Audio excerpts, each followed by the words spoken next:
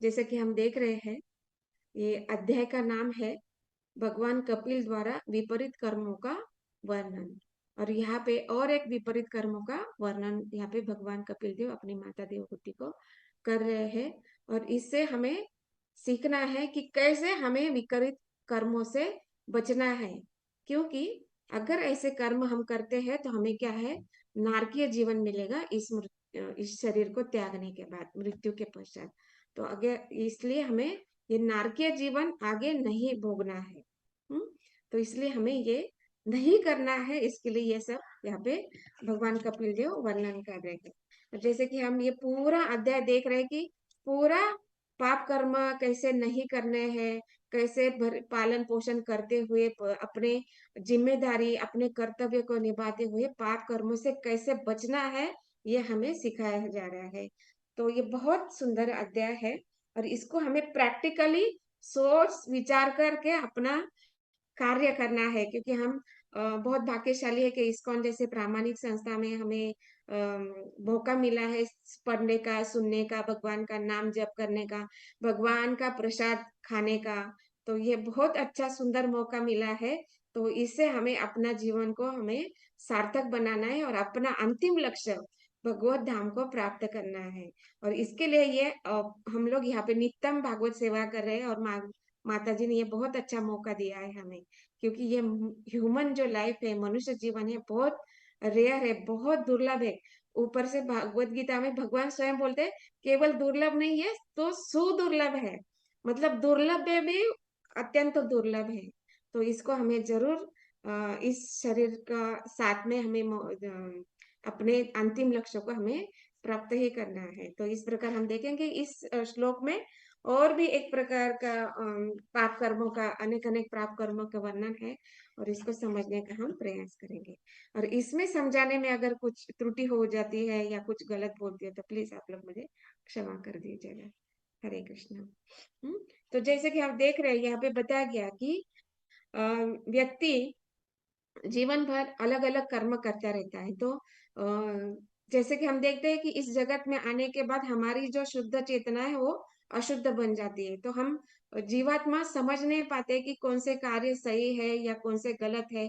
तो उसको ऐसे लगता है ना कि जो भी कार्य मैं कर रहा हूँ वो सही है या उचित है। लेकिन उनको अज्ञान के कारण, अविद्या के कारण वो जीव जान नहीं पाता है कि सही क्या है और गलत क्या है। इसके लिए जैसे कि हम बहुत भाग्यशाली है कि हम भारत में, भारत भूमि पे हम जन्म लिए। तो इसलिए हम शुरुआत से, जन्म के मतलब शुरुआत के बचपन से ही हम जान सकते हैं कि कौन सा कार्य गलत है, कौन सा सही है। ये हमें माता पिता सिखाते हैं। लेकिन विदेशों में जो पाश्चात्य देशवासी हैं, उनको पता नहीं है कि पाप कर्म क्या है या पुण्य कर्म क्या है। कुछ थोड़ा बहुत अंश में जानते भी होंगे, लेकिन जैसे हम लोगों को संस्कार मिलते हैं इस भारत भूमि में, ऐसे बाहर के देशों में नहीं मिलता है। इसलिए हम बहुत सौभाग्यशाली। और देखते हैं कि हमें बचपन से ये सिखाया जाता है कि हाँ, ये कार्य सही है या ये गलत है, इसका हमें पाप भोगना पड़ेगा। जैसे हम बहुत सारे लोगों ने, हम जैसे गांव में रहने वाले हैं तो सब देखते हैं ना कि बचपन में जो अभी बारिश का मौसम खत्म होता है तो सावन का मौसम आता है तो बहुत जगह पे फूल वगैरह खिलते हैं। तो खास करके तितलियां वगैरह उड़ती रहती है।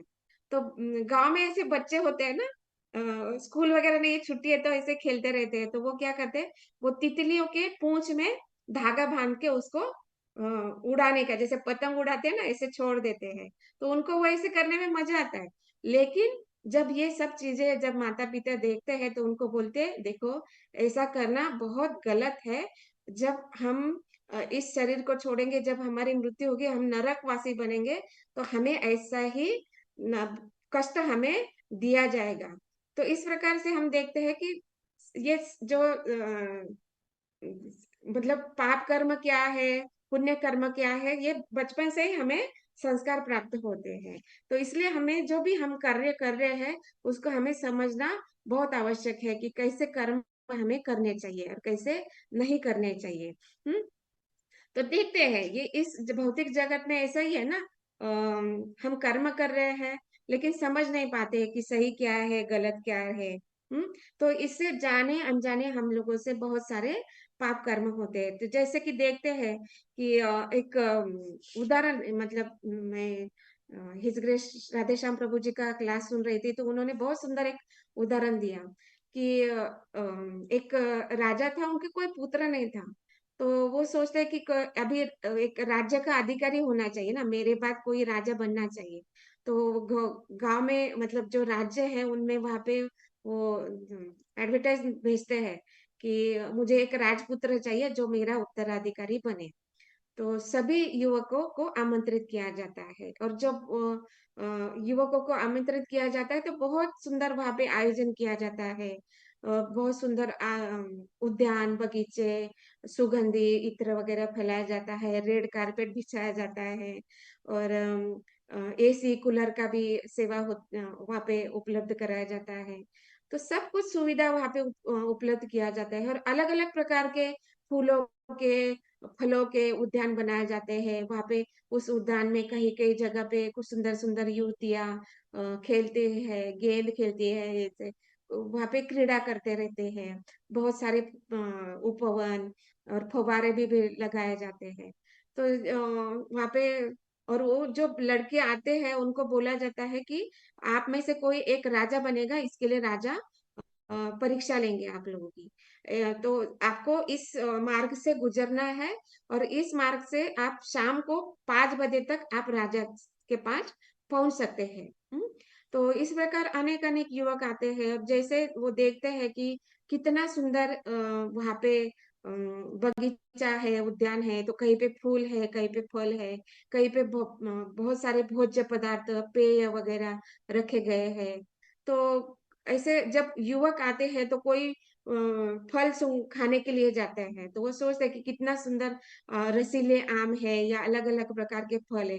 तो वो स्वाद चखने के लिए वहां पे चले जाते हैं, और वहां पे चले जाने के बाद वो इतना फल के रस के स्वाद के लिए इतना डूब जाते हैं कि उनको टाइम का पता ही नहीं चलता है।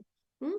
कोई युवक है जो फूल का सुगंध देखने में, बगीचा का सुगंध लेने में, फूलों का सौंदर्य देखने में उधर चला जाता है, वो उसी में फंस जाता है।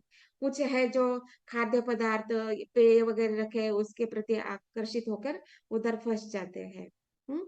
और कुछ है जो सुंदर युवतियों को देखकर उनके साथ संग करने के लिए उधर आकर्षित हो जाते, वहीं पे फंस जाते।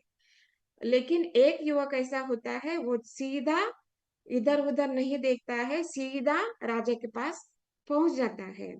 तो मतलब ऐसे करते करते कोई नहीं जाता है, केवल एक युवक जाता है। तो राजा को आश्चर्य लगता है कि अरे तुम इतने जल्दी कैसे पहुंच गए, इतने जल्दी और सीधे सीधे आके तुम मेरे साथ मिल रहे हो, आपने ये सब नहीं देखा क्या, ये कहाँ पे है करके। तो उन्होंने बोला, नहीं, मेरा लक्ष्य है जो आपने बोला है कि एक राजा का उत्तराधिकारी बनना है। तो इसलिए मेरा लक्ष्य है कि मैं ही आपका राज्य का उत्तराधिकारी बनना चाहता हूँ। इसलिए मैंने ये सब जो भी चीजें हैं उसको देखा ही नहीं है। ऐसे करते वो लड़का, युवक जो है आ जाता है, तो उसके युवक के प्रति राजा बहुत खुश हो जाता है। तो जिस प्रकार इस कथा में हम देखते हैं कि ये जो सारे युवक हैं जो आते हैं, अलग अलग जगह में फंस जाते हैं, तो ये इसका तुलना होती है इस भौतिक जगत में जीवात्मा की। तो जीवात्मा जो है ना, ये चार जो ज्ञानेन्द्रिय है, कर्मेंद्रिय, इसके कारण ये सारे जो माया द्वारा जो प्रलोभन दिए गए हैं उसके प्रति फंस जाते हैं। और वो सोच ही नहीं सकते कि हाँ, इसके बाद हमें कुछ अचीव करना है। जैसे यहाँ पे बताया ना कि अगला जीवन होने वाला है, इसी प्रकार इस जीवात्मा इस भौतिक जगत में आकर अलग अलग प्रलोभन में फंस जाता है। वो सोचता है नहीं कि अरे इसके बाद मेरा अगला जीवन भी है। मतलब वो जो युवक है वहां पे इतने फंस जाते हैं, उनको स्मरण ही नहीं रहता है कि मैं यहाँ पे किस लिए आया हूँ, राजा के से मिलने के लिए मुझे टाइम दिया गया है। उस समय को वो भूल जाते हैं। हम्म। अपना जो लक्ष्य है उसको ही भूल जाते हैं। उसी प्रकार इस जीवात्मा इस भौतिक जगत में आके फंस गया है, और वो अपना जीवन, अगला जीवन क्या होने वाला है या अगला लक्ष्य क्या है, उसको भूल जाते हैं। तो इसी प्रकार देखते हैं कि वो जो युवक है इस जीवात्मा के साथ कंपेयर किया गया है, और जो युवक राजा के पास पहुंच जाता है उसका तुलना होती है शुद्ध भक्त के साथ। तो जैसे शुद्ध भक्त है वो जानता है कि उसका लक्ष्य क्या है, और ये सारे इंद्रियों के प्रलोभन में मुझे नहीं फंसना है, क्योंकि यहाँ पे अगर मैं फंस गया तो मेरा जीवन क्या होगा मुझे पता नहीं, मतलब नारकीय जीवन भी मुझे मिल सकता है। दैट मीन्स उसको पूरा ज्ञान है कि मुझे क्या करना है और इसमें नहीं फंसना है, इस प्रकार का उसको ज्ञान है। और वो जो राजा है उसको उसको भगवान के साथ तुलना किया गया। मतलब भगवान के पास हमें वापस जाना है। इस प्रकार से वो हम देखते हैं कि हमारा भी लक्ष्य ऐसे होना चाहिए। जैसे जो टांगा होता है ना, हम जानते हैं ना टांगा में सवारी करते हैं, तो उसमें ऊपर घोड़ा को जोड़ दिया जाता है। तो वो घोड़ा जब जोड़ जाता है तो उसके आंखों के ऊपर जो साइड में पट्टी रखी जाती है, इसका एक कारण होता है कि वो इधर उधर नहीं देखे। अगर वो इधर उधर देखेगा तो वो घोड़ा उसके प्रति आकर्षित हो जाएगा और वो टांगा सीधे से नहीं, मतलब उसमें जो बैठे हुए जो प्रवासी है उसको तकलीफ हो सकता है और वो अपने लक्ष्य पर नहीं पहुंच सकता। इस प्रकार हमें भी जब हम इस भौतिक जगत में आए हैं तो हमें इस सारे प्रलोभन में नहीं फंसना है। हमें अपना लक्ष्य साध्य कर उद्देश्य को साध्य करने के लिए एक ही लक्ष्य होना चाहिए, भगवान के धाम में वापस जाना, भगवान के प्रति प्रेम करना।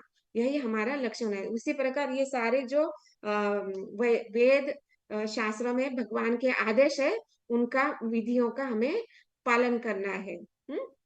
तो ये जो आंखों पे पट्टी, हमें आंखों के साइड में हमें पट्टी लगानी है, आंखों के ऊपर पट्टी नहीं, साइड में पट्टी लगानी, ताकि हम बाकी इधर उधर नहीं देखना, सीधा हमारे लक्ष्य के ऊपर हमें फोकस करना है। तो इस प्रकार हम देखते हैं कि इस भौतिक जगत में माया के प्रलोभ के द्वारा अनेक अनेक पाप कर्मों में फंस जाते हैं, अनेक अनेक हम पाप कर्म करते हैं। तो इससे 5 प्रकार के कष्ट हम देखते हैं। जैसे एक तो क्या होता है, जो ये जो बताया गया ना कि 4 जो विधि नियम बताया गए हैं, प्रभुपाद जी ने हमें इस्कॉन संस्था में जो 4 नियम बताए गए कि मांसाहार नहीं करना है, मद्यपान नहीं करना है, जुआ नहीं खेलना है और अवैध सी संग या पुरुष संग नहीं करना है। तो इससे ये जो नियम बताया गया, इसके कारण जो होता है ना, पाप कर्म करते हैं, तो ये क्या होता है, जब हम इन विधि विधानों का पालन नहीं करते हैं तो हमें पहले तो हम क्या करते हैं, पैसा दे के दुख को खरीदते हैं। मतलब जब शराब पी जाती है तो वो शराब ऐसे फ्री में नहीं मिलता है ना, उसके लिए धन देना पड़ता है। दैट मीन्स जब वो शराब व्यक्ति पीने लगता है तो वो एक तो धन देता है और ऊपर से उसको बीमारी भी आ जाती है। जो ज्यादा शराब शराब पी लेता है तो उसको लीवर खराब हो जाता है। और वो जब उस लीवर खराब होता है तो क्या होता है, मतलब बीमार पड़ता है तो क्या करता है, डॉक्टर के पास जाता है और डॉक्टर इतना बड़ा लंबा बिल दे देता है। उसके लिए भी धन दे दो। मतलब पहले शराब पीने के लिए धन देना है, उसके बाद शराब पीने से शरीर का स्वास्थ्य खराब हो जाता है, तीसरी बात है डॉक्टर का इतना बिल हो जाता है, और चौथी बात यहाँ पे होता है कि वो एक प्रकार का जब हम ऐसे प्रलोभन मतलब गृहित कार्य करते हैं, जैसे जुआ वगैरह खेलते हैं, शराब वगैरह पीते हैं, तो वहाँ पे अपराध भी करते हैं, जैसे क्राइम भी करते हैं। कभी कभी शराब के नशे में मर्डर भी करते हैं, गोली किसी पे गोली भी गोली कर मतलब पिस्तौल के द्वारा मर्डर भी हम करते हैं। तो इस प्रकार से वहां पे पुलिस भी हमें पकड़ लेती है और जेल में डालती है। ये चौथा हो गया। और पांचवा क्या होता है, हम मृत्यु के ज्यादा करीब होते थे, तुरंत हमें मृत्यु पकड़ लेता है। तो दैट मीन्स इस ये जो पाप कर्म यहाँ पे हम कर रहे हैं, तो इससे ये सारे हमें कष्ट भोगना पड़ते हैं। पहले तो धन दे दो, उसके बाद दर्द मिलता है, दुख दुख हम शरीर को प्राप्त होता है, तीसरा है हमें डॉक्टर का इतना बड़ा बिल भरने के लिए और धन की आवश्यकता पड़ जाती है, इसलिए हम अलग अलग गरीब कार्य में फंस जाते हैं। चौथा है पुलिस आकर पकड़ के हमें अलग प्रकार से दंड भी देते हैं। और इसके बाद भी जब मृत्यु होता है तो सूक्ष्म शरीर को यमदूतों द्वारा अलग प्रकार का दुख भी दिया जाता है। तो इसलिए कहा गया है कि हमें इस पाप कर्म में है हमें नहीं फंसना है। तो जैसे कि हम देखते हैं कि अलग अलग प्रकार के स्वभाव के कारण अलग अलग प्रकार के कष्ट या पाप कर्म या कर्म हम करते रहते हैं। तो कुछ शुभ कर्म भी करते हैं, कुछ अशुभ कर्म भी करते हैं, और जाने अनजाने हम ये सारे कर्म करते रहते हैं। तो जैसे यहाँ पे एक उदाहरण दिया जाता है कि एक गर्मी का टाइम होता है, और गर्मी के टाइम में हम जानते हैं ना, गर्मी है तो बहुत हम प्यास लगती है, हम चाहते हैं रास्ते में अगर चल रहे तो कहीं पे पेड़ के नीचे कोई छाया है क्या, हम ढूंढते रहते हैं। तो ऐसा एक व्यक्ति चलता रहता है और उसको एक पेड़ दिखाई पड़ता है, तो वो वहां पे जाके छाया में लेट जाता है। तभी क्या होता है, यहाँ वहां पे एक कुत्ता आ जाता है। तो उस व्यक्ति को बड़ा ऐसे अचरज लगता है, उसको थोड़ा गुस्सा भी आता है कि मैं यहाँ पे लेटा हूँ, वो कुत्ता क्यों आ रहा है करके। तो वो क्या करता है, एक छोटा सा पत्थर उठा के उस कुत्ते के ऊपर फेंकता है। तो तुरंत वो पेड़ बोलता है, अरे तुम उस कुत्ते को भगाने वाले कौन हो? मतलब छाया मेरा है, ये भूमि भी तुम्हारी नहीं है, और ये सब कुछ भगवान ने दिया है, और वो कुत्ता का भी अधिकार है, जैसे तुम्हारा अधिकार है पेड़ की छाया में बैठना, उसको भी कुत्ते को भी अधिकार है पेड़ के छाया में बैठने का। और हम मतलब यहाँ से हम देख सकते हैं कि जब हम अ, उस कुत्ते को या किसी भी इस भौतिक जगत में किसी जीव के लिए हम पालन पोषण रक्षा हम नहीं कर रहे हैं, ये सब कुछ भगवान द्वारा हो रहा है। इसलिए हमें उस जीव को कोई दंड देने का कोई भी अधिकार नहीं है। दैट मीन्स क्या, कि इस जगत में जीवात्मा क्या करता है, अपना स्वामित्व जताने का प्रयास करता है, अपना अधिकार जताने का प्रयास करता है। दैट मीन्स जो हमारे जो नरम स्वभाव वाले हैं उसके ऊपर हम, जैसे पशु पक्षी, उनके ऊपर हम अधिकार जताने का प्रयास करते रहते हैं। तो ये एक प्रकार का यहाँ पे पाप कर्म का बताया जाता है। हम्म। तो जैसे कि यहाँ पे हम देखते हैं आधुनिक जो सभ्यता है, जैसे नेता है, अभिनेता वगैरह है, जो फिल्म के एक्टर एक्ट्रेस वगैरह है, तो वो हमें कैसे जो और हमारे जो लीडर वगैरह है, जो पॉलिटिशियन लीडर वगैरह है, वो खूब अपने अपने जीवन में अनेक अनेक प्रकार के पाप कर्म कर रहे हैं। और हम देखते हैं कि आजकल के जो मानव सभ्यता है उनको भी वो आकर्षित कर रहे हैं। दैट मीन्स वो एक प्रकार से क्या बोल रहे हैं, अरे आओ आओ, हम लोग भी इतना पाप कर्म कर रहे हैं, आप भी आओ, और हम सब नगर नरक में जाने वाले, तुम लोग भी हमारे साथ चलो, क्योंकि हम लोग भी जाने वाले हैं। तो मतलब वो इस प्रकार से जो मानव सभ्यता है उनको वो आकर्षित कर रहे हैं और नरक के भागी बनाने के लिए वो प्रोत्साहन दे रहे हैं। लेकिन इस जगत में हम देखते हैं कि शुद्ध भक्त भी है। जैसे शुद्ध भक्त भी है जो भगवान जानते हैं कि दुख क्या है, सुख क्या है, और ये भौतिक जगत में जीवात्मा कितना फंसा हुआ है। वो शुद्ध भक्त क्या बोलता है, अरे आओ आओ, हम लोग वैकुंठ लोग जा रहे हैं, आप लोग भी हमें चलो। तो मतलब आप लोग भी वैकुंठ को जा सकते हैं हम लोगों के साथ में, और इसके लिए आपको कोई धन दौलत देने की कोई आवश्यकता नहीं है। जैसे हम देखते हैं ना कि अलग अलग पाप कर्मों के लिए धन की आवश्यकता होती है। जैसे पता है ना कि शराब खरीद करते हैं, उसके लिए धन चाहिए, फिर बीमारी होती है तो उसको ठीक करने के लिए भी धन की आवश्यकता है। लेकिन वो नरक, उसके बाद भी मृत्यु होने के बाद नरक प्राप्ति होती है। लेकिन यहाँ पे हम देखते हैं कि भौतिक जगत में शुद्ध भक्त भी है, भगवान के भक्त है, वो बोलते हैं कि हम आपको वैकुंठ लेके जाने वाले हैं, और इसके लिए आपको कोई धन की भी आवश्यकता नहीं है। बस आप भगवान का नाम जप कर लो, और मतलब कोई व्यक्ति, नया व्यक्ति आके हमारी संस्था में आता है, या जब हम डिस्ट्रीब्यूशन के लिए जाते हैं तो बोलते हैं ना कि आप भी भगवान का नाम ले लो, तो हम क्या करते हैं, तुरंत अगर वो बोलता है मेरे पास पैसा नहीं, तो हम तुरंत क्या बोलते हैं, ठीक है कोई बात नहीं है, पैसा नहीं है ना, ठीक है ये ले लो, जपमाला ले लो, ये भगवत गीता भी ले लो, और फ्री में आपको प्रसाद भी है। तो मतलब भक्ति करने के लिए धन की आवश्यकता नहीं है, लेकिन दुख लेने के लिए, नरक का मार्ग स्वीकारने के लिए धन की आवश्यकता पड़ती है। तो हमें सोचना है, हमें कौन सा मार्ग चुनना है, नरक का मार्ग लेना है या स्वर्ग का मार्ग लेना है या वैकुंठ का मार्ग लेना है। तो मतलब इस नरक के मार्ग के लिए हम धन कमाने के लिए कितने कितने पाप कर्म करते हैं। लेकिन यहाँ पे हम देखते हैं कि अगर हमारे जीवन में कोई एक शुद्ध भक्त हमें प्राप्त हो जाता है भगवान की कृपा से, तो हमारा जीवन कितना सहज और सरल हो जाता है। तो इसमें हम देखते हैं कि अलग अलग जैसे ये है ना, जब भगवान के शुद्ध भक्त हमारे जीवन में आ जाते हैं तो हम क्या होते हैं, हमारा जीवन धीरे धीरे कैसे होता है, दुख से आनंद में बदलने लगता है। कैसे? जैसे हमारी जो भोग की वृत्ति जो होती है ना, वो धीरे धीरे कम होने लगती है। जैसे नाम जप करते हैं तो हमारा मन कैसे होता है, शांत होने लगता है, क्योंकि पहले बहुत भोग वगैरह किया है, इसके कारण वो अलग अलग अशांति उसके अंदर रहती है। क्योंकि मन में 6 प्रकार के दोष हम देखते हैं, ईर्ष्या, द्वेष, मत्सर, लोभ, काम, इसके कारण वो मन अशांत रहता है। लेकिन जब नाम जप करते हैं तो हमारा मन शांत होने लगता है, और ये जो सारे जो 6 प्रकार के दोष है वो भी कम होने लगते हैं। इस प्रकार मन का शुद्धिकरण होता है नाम जप से।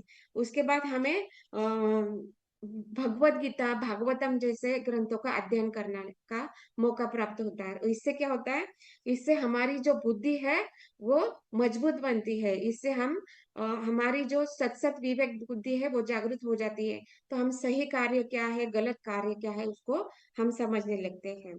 तीसरी बात ये होती है कि हमारे हृदय में परिवर्तन आने लगता है। तो ये हृदय में परिवर्तन कैसे आने लगता है, जब हम शुद्ध भक्तों की, महात्माओं की संगति करने लगते हैं। जैसे कि उदाहरण दिया जाता है ना, कि जब महर्षि नारद किसी एक हत्यारे, जो मतलब डकैत है, जैसे रत्नाकर जैसे डकैत है, जो पशु को, पक्षी को, मनुष्य को मारकर पशुओं को खाता था, और मनुष्य के मारकर उनका धन वगैरह लूट लेता था। लेकिन जब उनका संग नारद मुनि से हुआ तो वो वैष्णव में बदल गए, और वो शुद्ध वैष्णव बनकर महर्षि वाल्मीकि बन गए हैं। तो इस प्रकार शुद्ध भक्तों की संगति से हमारा हृदय का परिवर्तन होता है। और जैसे और एक उदाहरण दिया जाता है, जैसे हरिदास ठाकुर के जीवन में भी एक वेश्या आई थी, जो उनको उनको हरिदास ठाकुर को पतित करना चाहती थी। लेकिन हरिदास ठाकुर की भक्ति के संग के कारण वो एक भक्ता बन गई ही। तो इस प्रकार हृदय का परिवर्तन होता है भगवान के भक्तों के संग के कारण। और चौथी बात यहाँ पे देखी जाती है कि हमारा जो इस भौतिक जगत में प्रेम जो होता है ना, वो सीमित मात्रा में होता है। मतलब हम कितना जानते हैं, हम अपने परिवार के प्रति ही प्रेम को जानते हैं। लेकिन जब हम ये सारे नाम जप करने लगते हैं, भागवतम का अध्ययन करने लगते हैं, महात्माओं की संगति करने लगते हैं, तो हम धीरे धीरे हमारा जो प्रेम का जो विश्व है ना, वो बड़ा बन जाता है। जैसे परिवार में हम माता पिता, पति पत्नी, बच्चे, इनको जानने लगते हैं। लेकिन धीरे धीरे हम समाज को जानने लगते हैं, देश को जानने लगते हैं, और धीरे धीरे ये प्रेम बढ़कर हम कैसे हो जाता है, वसुदेव कुटुंबकम। मतलब सारे जीवात्मा को हम अपने भाई बंधु के रूप में देखने लगते हैं। मतलब क्योंकि भगवान के जीव है, भगवान के ही अंश है, इस रूप में हम देखने लगते हैं। मतलब हमारा जो दृष्टिकोण है वो वाइड होने लगता है। तो इस प्रकार से ये सारे भागवत के श्रवण से और इस प्रकार से हमें लाभ होते हैं। लेकिन यहाँ पे श्रील प्रभुपाद बताते हैं कि जब हम ये सारे अध्ययन कर रहे हैं, नाम जप कर रहे हैं, महात्माओं की संगति कर रहे हैं, और हृदय का परिवर्तन है, ये तभी होगा जब हम प्रामाणिक गुरु शिष्य परंपरा के द्वारा ये सारे कार्य करेंगे। हम्म अगर कोई एक व्यक्ति अपने मन के भाव से भागवतम बोल रहा है और वो परंपरा से नहीं है, तो ये सारे लाभ हमें नहीं पहुंचने वाले हैं। तो इसलिए यहाँ पे हमें श्रील प्रभुपाद जी वहां पे बट डाल देते हैं, मतलब किंतु परंतु डाल देते हैं। अगर आप ऐसे करोगे तो ऐसा होगा। मतलब अगर हम गुरु शिष्य परंपरा से ज्ञान प्राप्त करेंगे तभी ये सारे परिवर्तन होंगे। अगर ऐसा नहीं करते हैं तो ये परिवर्तन या लाभ हमें प्राप्त नहीं होने वाले हैं। और ये सारे हमें कार्य जो बताया गया है, ये हमें नित्यम करने हैं, श्रद्धा पूर्वक करने हैं, और स्वचेष्टा से करने हैं। इसके लिए हमें कोई फोर्स नहीं करना चाहिए, अरे आओ आओ क्लास में बैठो। ये हमारी स्वचेष्टा से होगा, तभी इसका हमें पूरा पूरा लाभ होगा। दैट मीन्स हमारा हृदय का परिवर्तन करने के लिए हमें स्वयं परिश्रम करना चाहिए। जैसे कोई बीमार हो जाता है तो उसको एक दवाई दी जाती है, तो उसकी दवाई खाने से उसकी बीमारी कम हो जाती है, मिट जाती है। उसी प्रकार ये श्रीमद् भागवतम का श्रवण, ये सारे जो कार्य है, भक्तों का संग, इससे क्या होता है, इस ये भौतिक जगत का ये जो भव रोग है वो मिट जाता है। हमारी जो हृदय में मलिनता है वो कम हो जाती है और भगवान के प्रति हमारा प्रेम बढ़ने लगता है। ये सारे कार्य है। और इस जगत में हम देखते हैं कि एक लोगो है, क्या है, जीवो जीवस्य जीवनम, मतलब एक जीव के ऊपर दूसरा जीव अधिकार जमाना चाहता है। जैसे मतलब कोई नरम स्वभाव का व्यक्ति है तो उसके ऊपर एक गरम स्वभाव का व्यक्ति कार्य करता है। जैसे एक लीडर है तो उसके पीछे 6-7 लोग रहते हैं। दैट मीन्स वो जो फॉलोअर्स है वो नरम स्वभाव के, उसके ऊपर वो व्यक्ति है वो अधिकार जमाना चाहता है। तो इस प्रकार में देखते हैं कि अलग अलग प्रकार के स्वभाव होने के कारण ये सारे कार्य हम देखते हैं। लेकिन इस जगत में जो है इस प्रकार से क्या होता है ना, ये भौतिक जगत में स्पर्धात्मक बन जाती है। तो एक जीव दूसरे जीव से स्पर्धा करने लगता है। तो मतलब कोई सोचता है ना कि अगर अरे उसके पास इतना सारा धन है, मतलब गाड़ी है, बंगला है, उसका 2 BHK, मेरा कम से कम 3 BHK होना चाहिए। मेरे पास एक गाड़ी है, उसके पास 3 गाड़ी है, मेरे पास 5 होनी चाहिए। तो इस प्रकार से वो स्पर्धा करने लगता है। इस प्रकार से वो क्या करता है, धन कमाने के पीछे भागता है। और वो फिर वो सोचता नहीं है कि ये जो धन कमाने की स्पर्धा में मैं जो लगा हूँ, वो फिर धन किस मार्ग से आ रहा है, सही मार्ग से आ रहा है या गलत मार्ग से आ रहा है, उसके लिए वो सोचता नहीं है। और वो अलग अलग प्रकार के पाप कर्म में फंस जाता है। तो जैसे ही हम देखते हैं कि ये स्पर्धात्मक जीवन है और ये भौतिक जगत कैसा है, यहाँ पे कंडीशन डाल रखी है भगवान ने। ये ऐसे ये भौतिक जीवन बहुत सीधा साधा और आराम से कोई नहीं जी सकता। यहाँ पे आनंद नहीं मिलता है, क्योंकि यहाँ पे हमें कंडीशन डाल रखे हैं। कैसे कंडीशन डाल रखे हैं भगवान ने, कि कोई अगर पानी में रहने वाला जीव है तो वो जमीन में सुखी नहीं हो सकता है। और हम जो मनुष्य जीवन है पानी में रह नहीं सकते हैं। अगर 1-2 मिनट के लिए अगर पानी में हमें डुबा के रखे तो हमारी मृत्यु हो जाएगी। तो ये कंडीशन प्रभु भगवान ने डाल रखी है कि हाँ, कि आपको सुखी बनना है तो आपके जो एरिया या जो मर्यादा दी है उसमें रहकर आप भगवान की मेरी भक्ति करोगे तभी आप सुखी बन सकते हो। मतलब एक जीव के ऊपर आप अधिकार जमा कर कोई सुखी नहीं हो सकता, कोई आनंद का प्राप्ति नहीं होने सकते हैं।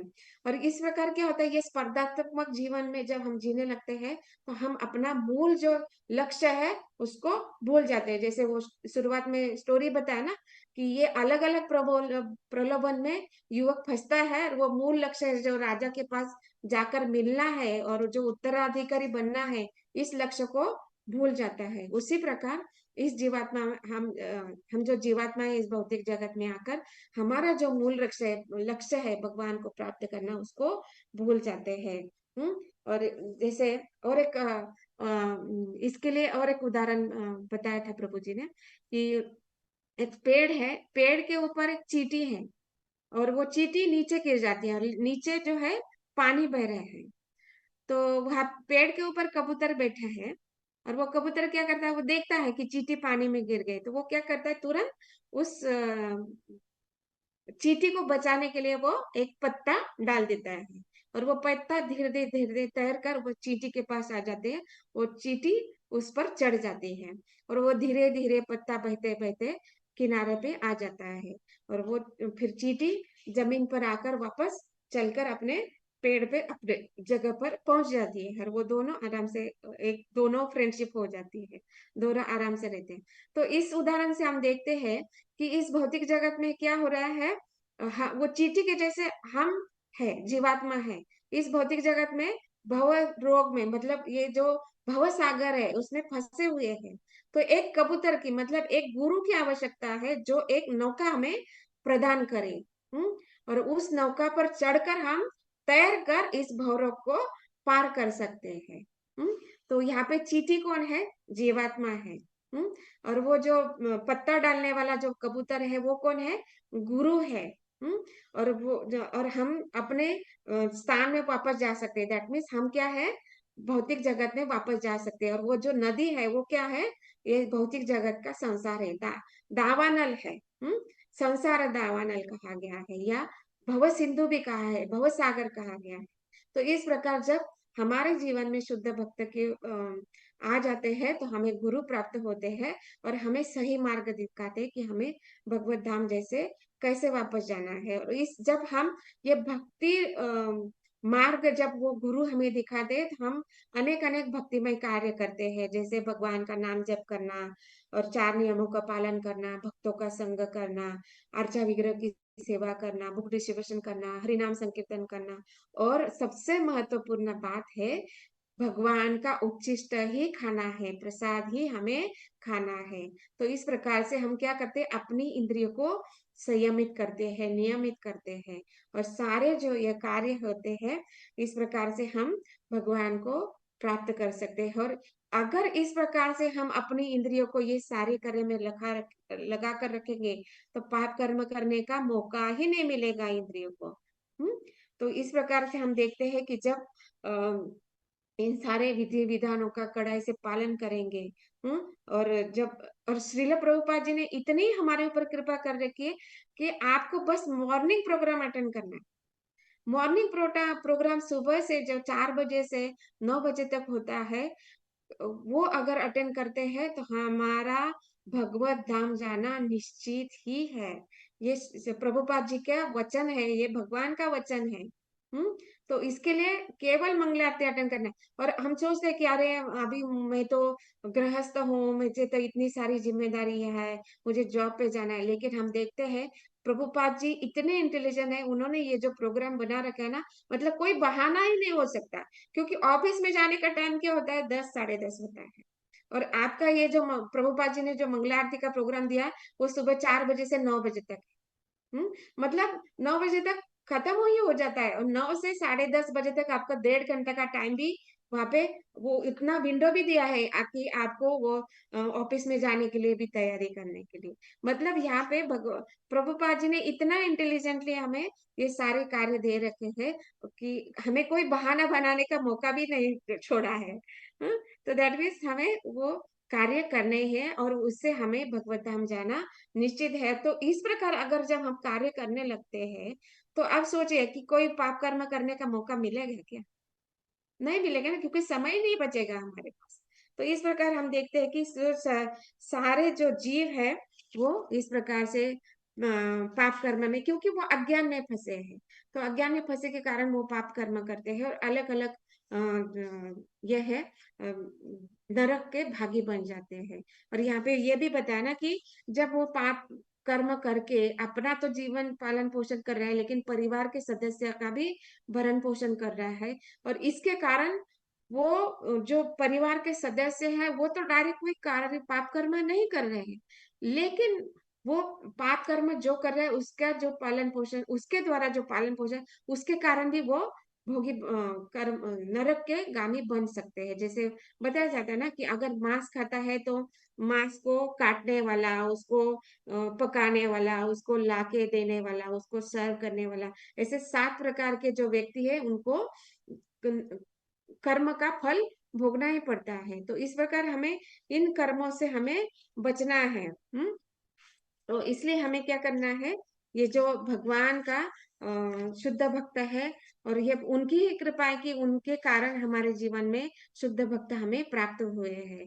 और इनके मार्गदर्शन में, उनके गाइडेंस में जब हम सारे विधि विधानों का पालन करेंगे तो ये पाप कर्म से हम बच सकते हैं, और ये नरक का जो हमें दुख मिलने वाला है उसको हम बच सकते हैं। तो हम देखते हैं ना कि ये जो अध्याय है इसमें बताया गया अलग अलग नरक के का वर्णन बताया जाता है कि ऐसे करने पर ये नरक मिलेगा, ऐसे करने पर वो कर्म करने से ये हमें दंड मिलेगा। लेकिन ये हमें डराने के लिए नहीं है। जैसे हमें पता है कि अभी बारिश होने वाली है तो हम क्या करते हैं, बारिश होने वाली है तो हम क्या बोलते हैं, छाता लेके जाते हैं ना। हम ये बोलते नहीं अरे बारिश हो रही है तो क्या हुआ, भीग गए, भीग जाएंगे, हम ये नहीं बोलते हैं ना। तो मतलब हम क्या करते हैं, अपनी सुरक्षा के लिए छाता ले जाते हैं। और एक उदाहरण वहां पे बताया जाता है कि एक गली है और गली में एक बड़ा सा कुत्ता है। और वो कुत्ता कैसे है, कोई भी जाने या अनजाने व्यक्ति को ऊपर भौंकता रहता है या कभी कभी काट भी लेता है। तो ऐसे गली में हम जाना चाहेंगे क्या? नहीं जाना चाहेंगे ना। हम्म तो कोई दूसरा गली है तो उसको ढूंढ के उस गली में हम चले जाएंगे, उस गली से हम चले जाएंगे। लेकिन हम ये बहाना नहीं बनाएंगे कि हाँ वो तो कुत्ता है, हम तो मनुष्य है, तो फिर क्या हुआ उसने काट लिया तो, ऐसे बोलते हैं क्या? हम नहीं बोलते हैं। उसी प्रकार जब हमें पता चलता है कि हम पाप कर्म कर रहे हैं और हमें मालूम पड़ता है कि हम नरक के गामी होने वाले, इतने कष्ट होने वाले हैं, जिस प्रकार के कर्म हम लोगों ने इस जीवन में किए उसी प्रकार के कर्मों के फल हमें यमदूतों द्वारा मिलने वाले हैं, तो हम ये गलत कार्य क्यों करें? इसको हमें सोचना है कि हम क्यों ऐसा करें। अगर हम इसको सोचेंगे, विचार करेंगे तो सही मार्ग में जाएंगे, तो हम गलत कार्य से बचकर हम सही कार्य में अपने आप को प्रोत्साहन दे सकते हैं। तो इस प्रकार के यहाँ पे बताया जा रहा है। जाके यहाँ पे बताया गया ना कि ये जो निम्न प्रकार की वो योनियां है वो अपने कर्मों के लिए उत्तरदायी नहीं है, क्योंकि उनको वो जो ज्ञान है वो उतनी मर्यादा तक है ना। जैसे बताया जाता है कि जैसे वन में रहने वाले जो पशु है, वो उनके लिए वो मर्यादा देगी कि वो वन में रहे। अगर वो मनुष्य जहाँ पे रहता है वहां पे आ जाता है तो उसको क्या शूट कर दिया जाता है, या वापस उसको पकड़ के वापस वन में छोड़ दिया जाता है, और वो वन में अनेक अनेक प्रकार की पशुओं को खाकर जीवित रहता है, क्योंकि उसके लिए वही विधि है, वही उसके लिए वो नियम है कि एक जीव दूसरे जीव को मारकर खाए। लेकिन हमारे लिए नियम क्या दिया गया है? हमें पत्रम पुष्पम फलम तोयम, तो हमें शाकाहारी ही बनना है, शाकाहारी भी नहीं बनना है। हमें क्या बनना है? भगवान का उच्चिष्ट ही खाना है। जैसे पूछा जाता ना कि हम बोलते हैं कि हम तो वेजिटेरियन है, हम नॉन वेजिटेरियन नहीं है। लेकिन यहाँ पे एक हमारे जो भक्त है, मतलब प्रभुपाद हिज होलीनेस गोपाल कृष्ण महाराज जी के जो शिष्य है अमोघ लीला प्रभु जी, वो हमेशा बोलते रहते हमें ना तो नॉन वेजिटेरियन बनना है, ना ही वेजिटेरियन बनना है, हमें क्या बनना है? कृष्णटेरियन बनना है। हाँ, दैट मीन्स भगवान का जो उच्चिष्ट है उसको ही खाना है, उसी प्रसाद को ही हमें स्वीकारना है। तो इस प्रकार से हम जब प्रसाद खाएंगे हम किसी प्रकार के पाप के भागी नहीं बनेंगे। तो मतलब इस प्रकार से हम जो परिवार का पालन पोषण करते हैं, और ये जो पशु है उनके लिए जो नियम बनाए गए हैं वो कभी भी नियमों को तोड़ते नहीं है। देखिए, वन में जो पशु है, जो मांस खाने वाला पशु है, वो कभी भी घास नहीं खाता है। करेक्ट? वो कभी घास नहीं खाता है, क्योंकि उसके लिए वही आहार दिया गया। और जो घास खाने वाला पशु है वो कभी भी मांस नहीं खाता है, क्योंकि उसको पता है ये मेरे लिए नहीं। लेकिन जो विकसित चेतना वाला जो प्राणी है वो सोचता है नहीं, मैं ये भी खाऊंगा, मैं ये भी खाऊंगा, मैं ये भी करूंगा। जैसे खास करके मनुष्य प्राणी वो सब सोचता है कि नहीं, मैं ये भी खा सकता हूँ, मैं ये भी कर सकता हूँ, मैं ये भी कर सकता हूँ। और इसके कारण क्या होता है? वो अपने विधि विधानों को छोड़कर जो दूसरी की विधि है वो अपनाता है। हम्म वो मतलब अपना धर्म को छोड़कर दूसरे को धर्म को अपनाता है, तो उसके जीवन में शांति कैसे रहेगी? तो वो एक प्रकार का पाप कर्म ही होगा ना, अकर्म हो गया। हम्म हमारे लिए तो पत्रम पुष्पम फलम तोलम बोला गया है, और हम क्या कर रहे हैं? जो दूसरा जीव है उसका अन्न हम खा रहे हैं, या दूसरे जीवों को मारकर हम खा रहे हैं, तो ये पाप कर्म है। तो इस प्रकार यहाँ पे बताया जाता है। तो मानवीय चेतना वाले विकसित जीवन में हम कोई कर्म करते हैं तो उसके लिए हमें उत्तरदायी नहीं बनता है, तो निश्चय ही उसे वर्णित विधि के अनुसार नारकीय जीवन बिताना पड़ेगा। ये लास्ट लाइन श्रील प्रभुपाद ने तात्पर्य में लिखा है कि अगर हम विधि विधानों का पालन नहीं करें, कि बताया ना कि ये पशु जो कार्य करते हैं, हम बोलते हैं ना कि वो तो शेर है, वो जीव को मार के खा रहा है, हिरण को मार के, तो उसके लिए वो दंड नहीं होता है। पशु के लिए कोई दंड नहीं है, हमारे लिए, क्योंकि हमारी चेतना विकसित है। अगर हम विधि विधानों का पालन नहीं करेंगे तो हमें ये सारे नारकीय जीवन भोगना ही पड़ेगा। और हमें इससे बचना है तो हमें क्या करना है? ये हमें बहुत अच्छा मौका मिला है कि यहाँ पे सत्संग करने का, भागवतम करने का, नाम जप करने का, विग्रह सेवा करने का, साधु संग करने का, हरिनाम संकीर्तन करने का, बुक डिस्ट्रीब्यूशन करने का, सबसे बड़ी बात है प्रसाद खाने का हमें मौका दिया जा रहा है। तो इसको हमें करना है, और ये केवल हमारे तक नहीं सीमित रखना है, इसका प्रचार भी करना है। हम्म अपने निकटवर्तियों या सगे संबंधी या जो भी जिनको हम जानते हैं, अनजान लोगों को भी हम बता सकते हैं। जैसे श्री चैतन्य महाप्रभु ने हमें बताया ना कि जारे देखो तारे कहो कृष्ण उपदेश, सभी को उपदेश करना ये हमारे लिए है। इससे क्या होगा ना कि वो भी उनका भी जो कम से कम वो हरि नाम क्या है, भगवान क्या है, उनको वो जान रहे। मतलब एक बार भी वो हरि नाम करे, भगवान का नाम ले, तो वो भगवान सारे पाप कर्मों से मुक्त हो सकता है। इसलिए ये प्रभुपाद जी ने अकेले ने ये जो संस्था स्थापन किया है, हम देखते हैं कि पूरे पृथ्वी भर में कितने जीवों को उन्होंने उद्धार किया है। और कितने जीवों को उन्होंने नरक मार्ग में जाने से बचाया है। तो अकेले एक प्रभुपाद जी कर सकते हैं। तो प्रभुपाद जी ने ये बोला है, ये प्रभुपाद जी के वाक्य है, अगर अकेला मैं ये सब कर सकता हूँ और तुम सब सब जो एक साथ आके करोगे, तो सारा पृथ्वी वसुदैव कुटुंबकम, मतलब सारा पृथ्वी है एक परिवार बन जाएगा। और ये प्रभुपाद जी ने सिद्ध करके दिखाया है।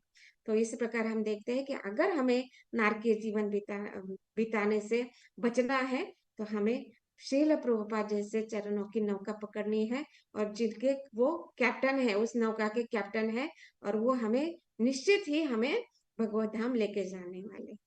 तो इस प्रकार से श्रीमद् भागवतम की जय, श्रील प्रभुपाद की जय। ओम तत्सत। हरे कृष्ण।